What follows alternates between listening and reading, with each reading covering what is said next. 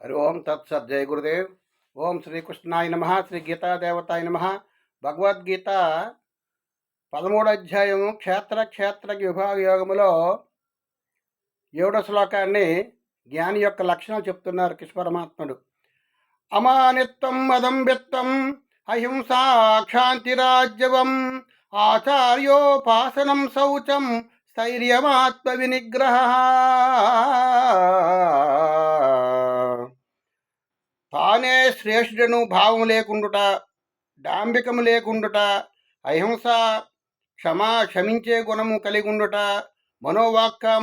వాక్కాయములయందు సరళత్వము, శ్రద్ధాభక్తులతో గురుజనులను సేవించుట, బాహ్యభ్యంతర శుద్ధి కలిగుండుట, అంతఃకరణ స్థిరత్వము కలిగి ఉండుట, మనశరీర ఇంద్రియములను నిగ్రహించుట.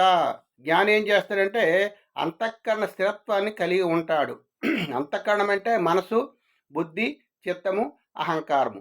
ఈ మనసు జ్ఞానికి స్థిరంగా ఉంటుంది, అజ్ఞానికి అస్థిరంగా ఉంటుంది. అంటే మనసు చంచలంగా ఉంటుంది, అజ్ఞానికి మనసు చంచలంగా ఉంటుంది. మనసు బలమైనది, దృఢమైనది, ప్రమాదకరమైనటువంటి ఈ మనస్సుని నిగ్రహించడానికి జ్ఞాని ప్రయత్నం చేస్తాడు, స్థిరత్వాన్ని పొందుతాడు. మనసు స్థిరంగా ఉంటుంది జ్ఞానికి. అంతఃకరణ స్థిరత్వం కలిగి ఉంటుంది. అంతఃకరణం అంటే మనసు, బుద్ధి, చిత్తము, వీటిని స్థిరంగా ఉంచుకుంటాడు. చంచల స్వభావం ఉండదు జ్ఞానికి, చంచల స్వభావం ఉండదు. ఏ మాట అన్నాడంటే ఆ మాట ప్రకారంగా ఆయన పోషించుకుని దాన్ని స్థిరత్వంగా ఉంచుకుంటాడు.